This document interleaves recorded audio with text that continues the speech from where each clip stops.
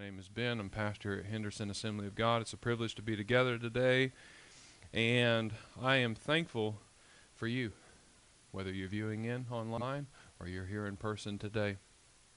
Thankful for you and thankful that we have this moment together as a church family. Today is Palm Sunday. It's the day in which we remember Jesus going in and riding into Jerusalem as the long-awaited Messiah. And so that today is the day where we kind of commemorate that. We remember that. And so oddly enough, we're actually going to be in Joshua, where we've been journeying together as a family, church family. And we're going to kind of bring the story and Jesus' triumphal entry into Jerusalem together. And some of you are like, this is going to be good. I don't know if I'd say that, but we're going to try to piece those two things together because I do feel like there's a strong correlation. And before we jump in, the book of Joshua is an incredible account of God's people stepping into what God had already said He would give them. But they didn't do it the first time. But Joshua is the account of the second attempt and God's people actually stepping into their inheritance. And so that is maybe a good summary of its book. And as we left last week, we were basically in chapters ending chapter 12 and beginning chapter 13. And we kind of alluded to this division, not division as in like people not getting along, but there is land available, and they've got to figure out how that land gets to each tribe. And so we alluded to that. Today we're going to be kind of leaning in. But we're not going to be walking through chapters 13 through 21 in their entirety, because that is in essence the account of each tribe getting this allotment of land as a part of their as each tribe's inheritance. To set you at ease, we're not going to be going through however many chapters that is. I don't know what that is, 8 chapters. We're not going to be reading through 8 chapters today, but we're going to be kind of taking snapshots throughout these passages, and I do encourage you to read them. But we're going to lean into kind of a brief summary. We're going to lean into why there's 12 tribes and why do these tribes get land, and then how in the world does that have anything to do with Jesus riding into Jerusalem on a donkey? I'm glad you asked. Let's wait for the answer. So, we're going to begin in chapter 13, beginning in verse 8. And it says, "The other half of Manasseh, the Reubenites and the Gadites, had received the inheritance that Moses had given them east of the Jordan, as he, the servant of the Lord, had assigned it to them." And so, the Jordan split kind of land that was east of the Jordan, and then obviously now what was left on the western side of the Jordan River. And the book of Joshua begins with the children of Israel crossing over Jordan miraculously. But they had actually conquered some land before crossing River Jordan. And so what verse 8 just told us is that there had already been 2.5 tribes that had received land from the eastern part, on the eastern side of the Jordan River. Or for you, as we're looking at the eastern side, the Jordan's here. There's 2.5 tribes that had received their inheritance from that area. And that's, in essence, the way that this listing of each tribe getting their inheritance is. They moved from the east of the Jordan, crossing the Jordan, and then into the western part of Canaan. They went to the central, did a campaign in the south, and then moved their efforts north. But nonetheless, that's kind of the Jordan River is kind of the dividing line in between east and west Canaan. 2.5 tribes on the east. That's what they just got done saying. So following the order of their conquest as they move east of the Jordan to the west, Joshua now moves to dividing the areas west of the Jordan, which is a larger area. to the remaining 9.5 tribes. And so we're going to pick back up in Joshua chapter 14, beginning in verse 1. Now these are the areas the Israelites received as an inheritance in the land of Canaan, which Eleazar the priest, Joshua son of Nun, and the heads of the tribal clans of Israel allotted to them. Their inheritances were assigned by lot to the 9.5 tribes as the Lord had commanded through Moses. Moses had granted the 2.5 tribes their inheritance east of the Jordan, but had not granted the Levites an inheritance among the rest. For Joseph's descendants had become 2 tribes. And so, if you'll notice, there's no tribe called the tribe of Joseph. But Joseph was one of the 12 brothers. But actually, Joseph's tribe gets split into his 2 sons, and that's Ephraim and Manasseh. So when you hear about half of Manasseh getting part on the eastern side of the Jordan, and then there's a west Manasseh, Ephraim and Manasseh are Joseph's sons. And so you're like, well, that makes 13. Well, it does make 13 tribes, but God was very clear that the Levites would not get their own particular land that would be theirs, that they actually were the priests. And so the Lord was their inheritance. And we'll get into a little bit more of that as we continue to be reading through this. But they would be given cities in which they could have their families and their cattle in, but they didn't actually own land. And God meant for it to be that way. And so although there are now 13 with Joseph's 2 sons kind of entering this 12-tribe mix, Levites are out. The Lord was their inheritance. They were to serve the Lord and to serve the people as priests. And so we're back at 12, as weird as that may sound. And some of you are like, no, I need everything to fit in its nice little neat box. Well, I'm sorry, that's not how the Bible works. It's not super nice and neat and tidy. Sometimes it gets messy because that's what we are. But nonetheless, 13 kind of goes back to 12. Okay? Now, let's continue. Yeah, I believe we're at 4. For Joseph's descendants had become 2 tribes, Manasseh and Ephraim. The Levites received no share of the land, but only towns to live in with their pasture lands for flocks and herds. That's kind of what I said. Verse 5. So the Israelites divided the land, just as the Lord had commanded Moses. So, there are many mentions of this, about the Levites not receiving a portion of the land. And for a study into that, you can go back and look at, and we will kind of be alluding to a passage where the father of these 12 sons speaks a prophetic word over each of his sons. And because of what Simeon and Levi had done to the people of Shechem, and there were some horrible things that occurred, but instead of seeking the Lord, they turned into the police, and they did some violent acts, and because of that, God, in essence, penalized Simeon and Levi.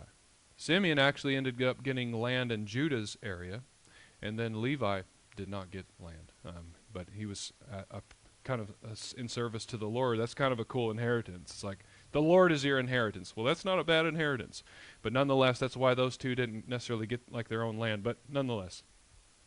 The Levites, though, throughout these portions, these chapters of 13 through 21, it's consistently said over and over again that the Levites don't get land. And it's overstated. It's stated in 13:14. It's repeated in 13:33. I'm talking about chapter 13, verse 33. It's explained again in chapter 14, verse 4. It's recalled in chapter 18, verse 7. And you can go back to Deuteronomy 10:9, where God told Moses that this is the way it's going to be. And back in Numbers chapter 18, 21 through 24. In fact, let's read the Numbers section. Numbers chapter 18, verses 21 through 24 says, and this is God giving Moses at the time, his leader, because Numbers is back in time from where Joshua's setting is. But he's handing down how things are supposed to go to Moses, and then Moses hands it to Joshua. And so by the time we get into Joshua, Joshua knows what God said to Moses. But let's look back at what God said to Moses. Verse 21. I give to the Levites all the tithes in Israel and their inheritance in return for the work they do while serving at the tent of meeting. From now on, the Israelites must not go near the tent of meeting, or they will bear the consequences of their sin and will die. It is the Levites who are to do the work at the tent of meeting and bear the responsibility for any offenses they commit against it. This is a lasting ordinance for the generations to come. They will receive no inheritance among the Israelites. Instead, I give to the Levites as their inheritance the tithes that the Israelites present as an offering to the Lord. That's why I said concerning them, they have no inheritance among the Israelites. So, that's kind of the explanation as to why don't the Levites get this, and why is it consistently mentioned throughout Joshua? Because maybe someone reading is going, why isn't Levi getting what they had? And we're given that because God told Moses that's the way it would go. So the narrative shifts from the scene at Gilgal, where we've led up to in this point of the story of Joshua as a church family. It moves from this place called Gilgal to this tribal assembly, like this gathering of the tribes at a place called Shiloh, beginning in chapter 18, verse 1. Remember, we're kind of in the midst of all of this land being allotted and given to each tribe, and them figuring out what area actually belongs to our tribe. Verse 1 in chapter 18, Joshua 18 says, "The whole assembly of the Israelites gathered at Shiloh and set up the tent of meeting there. The country was brought under their control, but there were still 7 Israelite tribes who had not yet received their inheritance." Now, a couple of things to mention about those 2 verses we just read is that the tent of meeting was a symbol of the presence of God. And so, in the land of Canaan, or now into this land of promise, there would be 3 different places of worship, and now Shiloh would be considered one of those. But the tent of meeting was something that God had established with Moses, and the tent of meeting symbolized the presence of God. Like this tent served as God's home while the Israelites were in the wilderness. And that's kind of a weird thought for us, because we think about, well, isn't God omnipresent? Like, isn't he everywhere? It's like, yeah, he is everywhere. But if you've ever had the privilege of stepping into an area or a meeting, there's been times where I've stepped into church and all of a sudden it's like, so God's everywhere. Can't outrun him. It's kind of funny to read stories about Jonah trying to outrun God. Good luck. The earth and everything in it belongs to him. Like he's everywhere. But there's something to be said about the manifest presence of God. And if you've ever been in a meeting where he's been present, you will know the difference. Is that there's like not a visible cloud per se, but there is a manifestation of his presence. And so for them, again, the tent of meeting is the visual for them of, like, as they're through the wilderness, this was God's home. This is where his presence resided. And it's in the presence of God. Here at Shiloh, we have the whole assembly gathering together. And again, a visual example of unity, of coming together. At the end of this lengthy campaign, taking over a land. Verse 3 continues, "So Joshua said to the Israelites, 'How long will you wait before you begin to take possession of the land that the Lord, the God of your ancestors, has given you?'" It's a good question. Verse 4, "Appoint 3 men from each tribe. I will send them out to make a survey of the land and to write a description of it according to the inheritance of each. Then they will return to me. You are to divide the land into 7 parts. Judah is to remain in its territory on the south, and the tribes of Joseph in their territory on the north. After you've written descriptions on the 7 parts of the land, bring them here to me, and I will cast lots for you in the presence of the Lord our God. The Levites, however, do not get a portion among you, because the priestly service of the Lord is their inheritance." Again, another nod to Levites don't get land. "And Gad, Reuben, and the half-tribe of Manasseh have already received their inheritance on the eastern side of the Jordan. Moses, the servant of the Lord, gave it to them. As the men started on their way to map out the land, Joshua instructed them, 'Go and make a survey of the land and write a description on it. Then return to me, and I will cast lots for you here at Shiloh in the presence of the Lord.'" So Joshua here, again, there are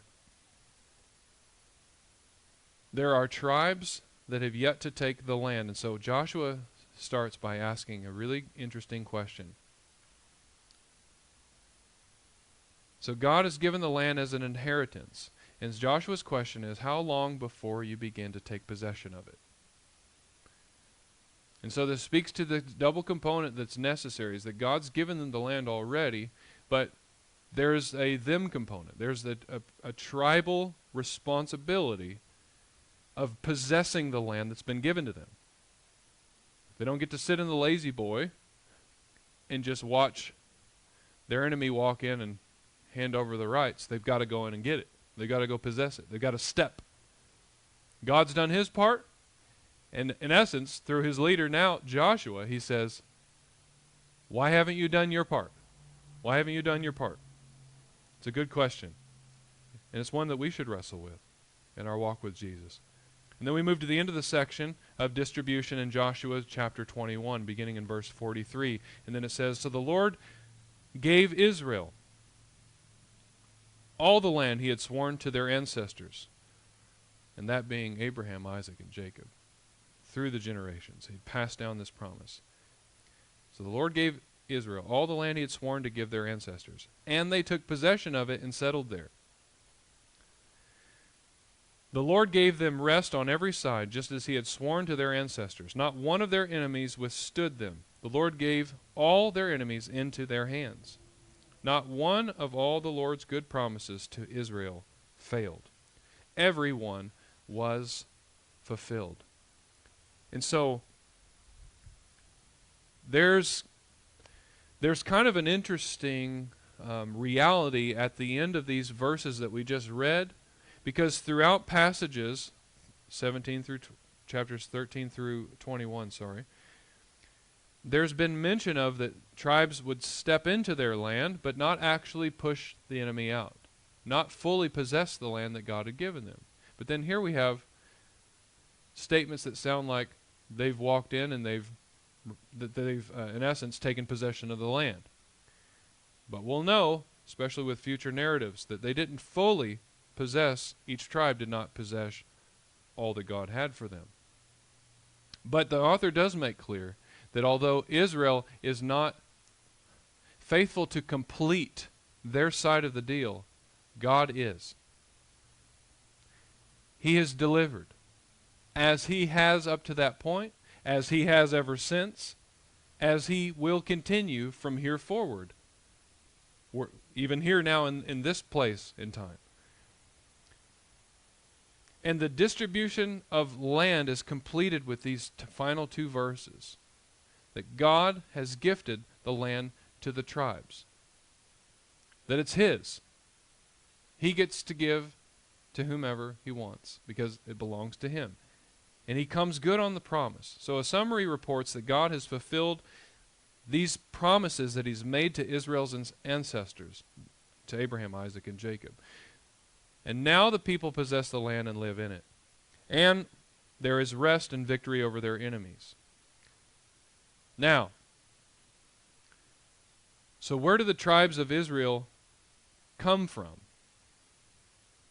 So to get back to the origin of these tribes, or the names of the tribes, or their genesis, go back to Jacob, the father of these 12 boys. And so Jacob has 12 sons. And so before all these boys come along, one evening Jacob wrestles with an angel of the Lord. A lot of passages will give as a heading for that section of Scripture in Genesis chapter 32. Jacob wrestles with God. And in this moment, all night long, until the sun's basically about to come up, Jacob's wrestling with a messenger of the Lord, wrestling with God, an angel. Lots of different interpretations on who Jacob was actually wrestling with, but there is no mystery as to where this messenger came from. But in this moment, he won't let this angel or being or whoever this was that Jacob is wrestling with until he blesses him. And God changes Jacob's name to Israel. And Jacob, meaning deceiver, and he certainly leaned into that name, is given a new name. And so he's called Israel. And so it's no, again, coincidence that the tribes of Israel are the names of his 12 sons. Now, as I mentioned earlier, there's no tribe of Joseph. Joseph, 2 sons come in, and there's 13, but Levi actually receives no land. So that's kind of where it comes from. But at the end of Israel's or Jacob's life, he prophetically blesses each of his sons. And I encourage you to read that account. It's in Genesis chapter 49. It's an interesting thing. In their culture, even today, it's still this way. Like there is a culture of blessing that happens. And to be quite honest with you, I think that we should lean in a little bit more, especially as a Western people, to understand what actually happens there. I remember my mom at a point in my life where I think I was like Jacob. I was wrestling with God in my own way. And I remember my mom capturing this idea of that throughout the scriptures you see a parent speaking a word of blessing over their children. And so my mom, I think for a couple of years, would, like, at the beginning of the year, she'd speak a blessing over me. And it wasn't like, God, would you just bless them? It was like a detailed letter. And it was very specific. And as a child, I'll be honest with you, I didn't know what to think about that. I didn't know if I liked that, because I didn't know what was in that letter until I got it. But I remember reading those words over me. And then I remember keeping the letter, and I remember going back and reviewing it either throughout the year or as that year had come to completion. And it was interesting to me. I'm not sure how it arrived at this point, if it was maybe she said it, and because she said it, I kind of leaned in. But some of the things she spoke over me that weren't in existence at that time were by the end of that year. Almost a prophetic word delivered and given, that she had been praying over me, and God had been putting scriptures on her heart about what this new year, this upcoming year, was to hold for me. And I remember reading that letter, and it was encouraging to me. It was encouraging to me, and it was something that I went back to. It's very common, and this was normal. But we see this even throughout the Old Testament scriptures especially, where parents, especially the fathers, would, before they go, speak a word of blessing over their sons. And this is that account in Genesis chapter 49. But I want to lean into one of those brothers' prophetic word that was of blessing that was spoken over them. Read all of them. Genesis 49. But I'm going to read about Judah. And this is Jacob, or also known as Israel, him speaking over his son Judah. And he says this in Genesis 49, verse 8 through 12. Judah, your brothers will praise you. Your hand will be on the neck of your enemies. Your father's sons will bow down to you. You are a lion's cub. Judah, you return from the prey, my son. Like a lion, he crouches and lies down. Like a lioness who dares to rouse him. The scepter will not depart from Judah, nor the ruler's staff from between his feet, until he to whom it belongs, other translations say, until Shiloh comes.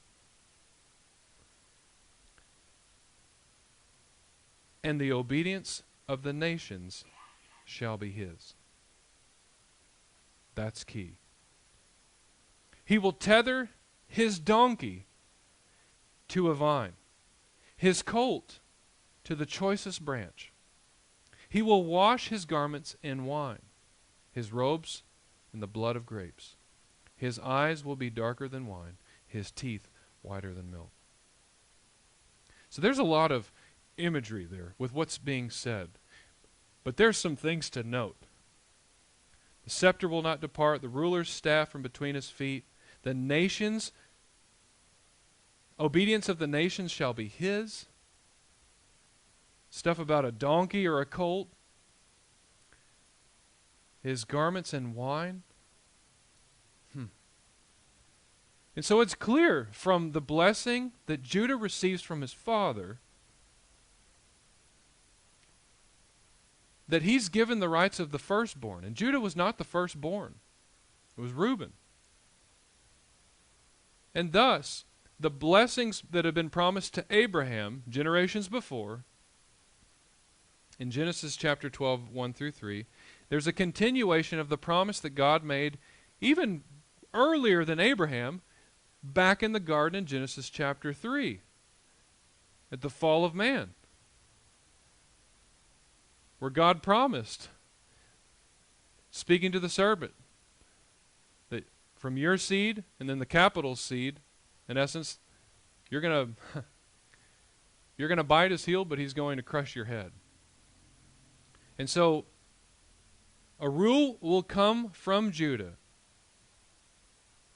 And again, from the words we read in Genesis 49, that a rule will come from the tribe of Judah, who riding on a donkey will command the obedience of nations.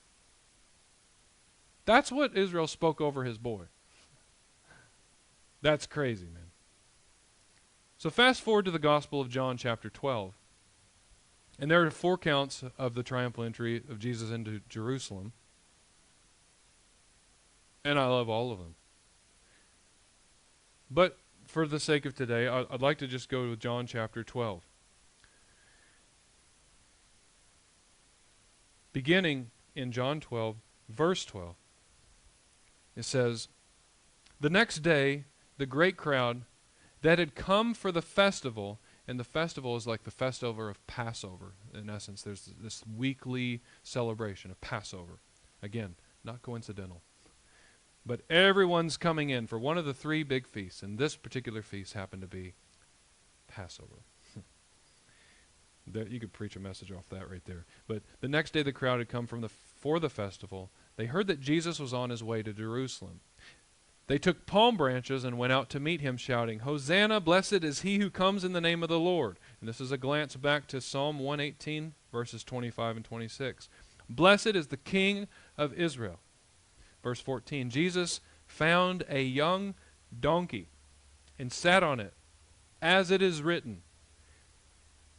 And John's quoting from Zechariah chapter 9, verse 9, and he says and writes these words. In other words, I'm linking a prophecy that was spoken or written 500 years ago, and I'm letting you know, here's the fulfillment of it. And it says this, verse 15. Again, these are words that a prophet had penned 500 years before Jesus steps on to the scene. "Do not be afraid, daughter Zion. See, your king is coming, seated on a donkey's colt." Again, Zechariah had prophesied 500 years before Christ comes that the Messiah would come on a donkey as king. Just like Israel had prophesied to his son Judah. And he didn't say war horse, which is what the Jews were looking for, but on a donkey. And some think like sitting on a donkey, like that's got to be like a joke.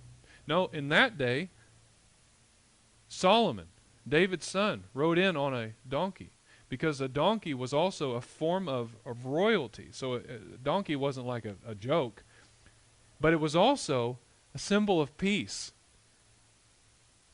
And Solomon's reign was one of peace.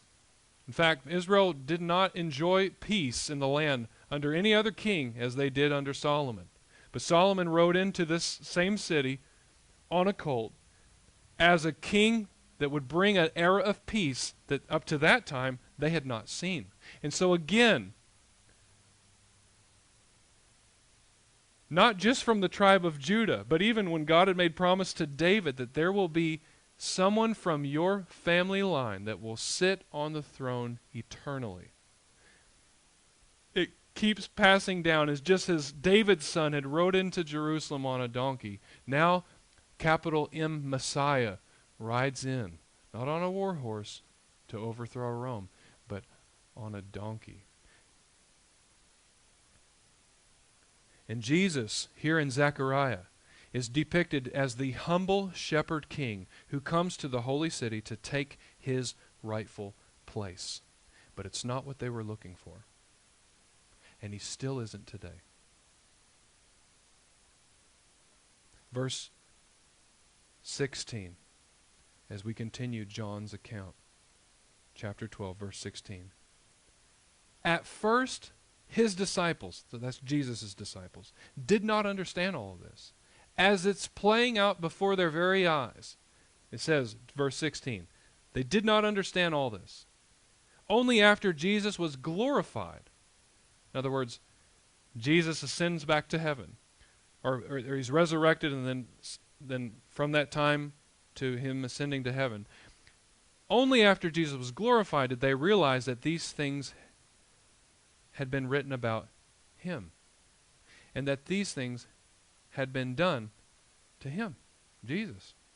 Now the crowd that was with him when he called Lazarus from the tomb and raised him from the dead continued to spread the word. Many people, because they had heard that he had performed this sign, the raising of Lazarus from the dead, went out to meet him.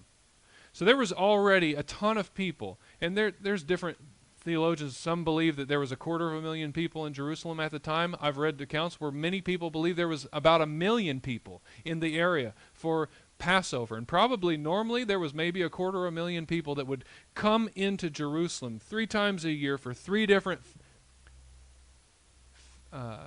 what they would call like pilgrimage feasts, but where they would travel from wherever they lived to the holy city 3 times a year. But this particular time, not only was it Passover, which was the big deal, but this guy is raising people from the dead.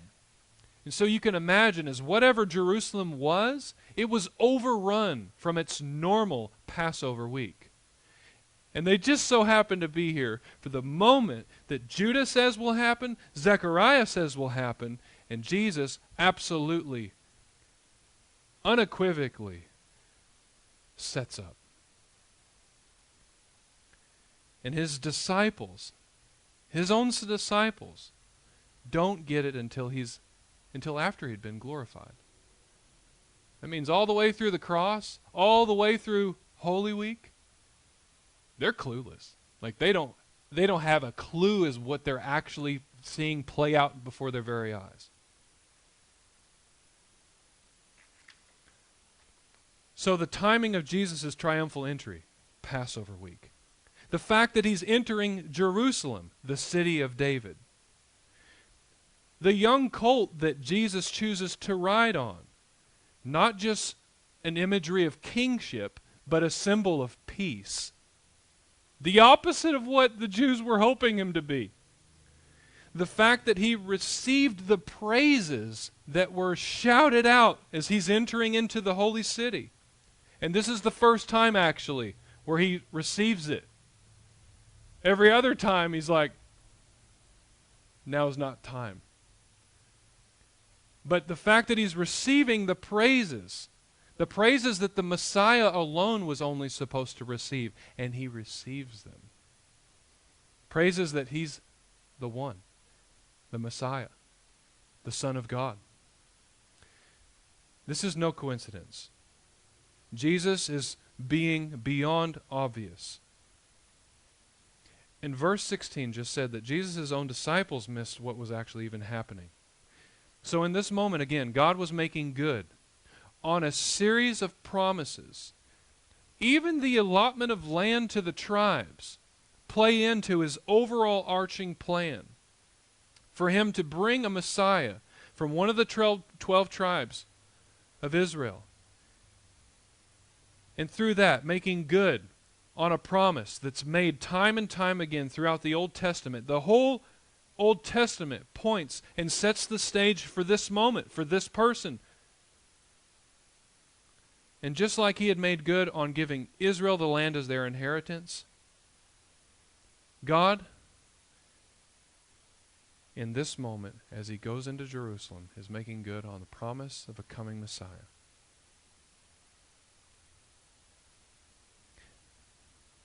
But it was up to Israel what they did with their inheritance. I'm talking about Israel in the land of Canaan. And it was up to Israel what they did with their inheritance. I'm talking about the crowd receiving Jesus on a donkey. And so it is with us. If God says it, He will do it. But He invites us in for the component where we actually have to step in. The tribes had to step in to possess the land. Israel, or the Jews, had to figure out what they wanted to do or didn't want to do with this Messiah that's coming into the holy city. And so do we. In 2024, on Palm Sunday, what do we do? What do we do with these promises? Our part that He's graciously given to us. And if we aren't careful, we, like the disciples of Jesus' triumphal entry, we can miss the gravitas of what God is doing right in front of us. Especially when Jesus shows up as He is instead of the way that He's desired. Let me say that again. We can miss what God's doing in front of our very faces when He shows up the way He is as opposed to who we're hoping Him to be. And so, as I read the account from John,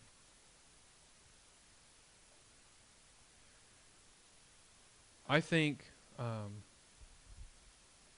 it fitting to end with a time of worship as a church family.